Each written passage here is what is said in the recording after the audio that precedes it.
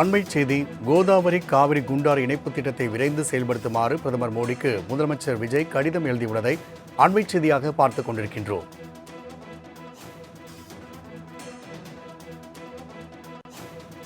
கோதாவரி காவிரி குண்டாறு இணைப்பு திட்டத்தை விரைந்து செயல்படுத்துமாறு பிரதமர் மோடிக்கு முதல்வர் விஜய் கடிதம் எழுதியுள்ளார்.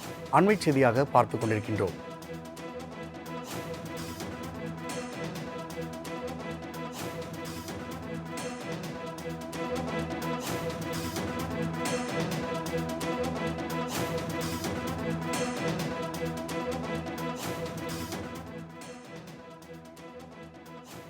பிரதமருக்கு முதலமைச்சர் விஜய் கடிதம் எழுதியுள்ளார். அதில் கோதாவரி காவிரி குண்டாறு இணைப்பு திட்டத்தை விரைந்து முடிக்குமாறு அவர் வலியுறுத்தியுள்ளார். கூடுதல் விவரங்களை செய்தியாளர் நந்தினி வழங்க கேட்கலாம். நந்தினி, முதலமைச்சர் விஜய் பிரதமர் மோடிக்கு கடிதம் எழுதியுள்ளார். இந்த கடிதத்தில் அவர் குறிப்பிட்டுள்ள விவரங்கள் குறித்து நீங்கள் பதிவிடலாம்.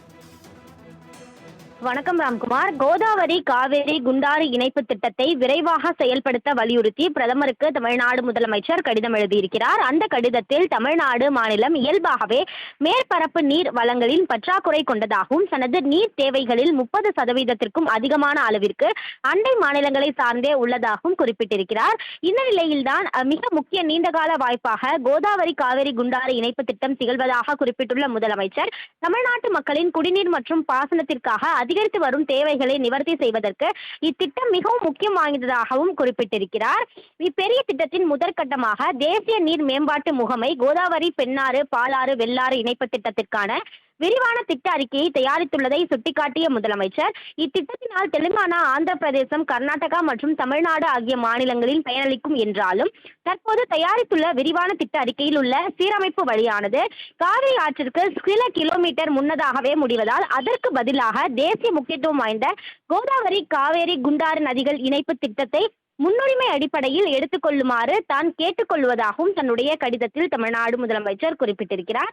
இத்திட்டத்தை விரைவாக செயல்படுத்துவதால் தமிழ்நாடு, தெலுங்கானா, ஆந்திரா மற்றும் கர்நாடகா ஆகிய மாநிலங்களின் மக்களுக்கு, விவசாயிகளுக்கும் மிகவும் பயனளிக்கும் என்றும் தேசிய அளவில் முக்கியத்துவம் வாய்ந்த இத்திட்டத்தை விரைவாகவும் வெற்றிகரமாகவும் செயல்படுத்துவதற்கு தேவையான முழு அர்ப்பணிப்புடன் அனைத்து ஒத்துழைப்பையும் வழங்க தமிழ்நாடு அரசு தயாராக உள்ளதாகவும் குறிப்பிட்டு கேட்டுக்கொண்டிருக்கிறார்.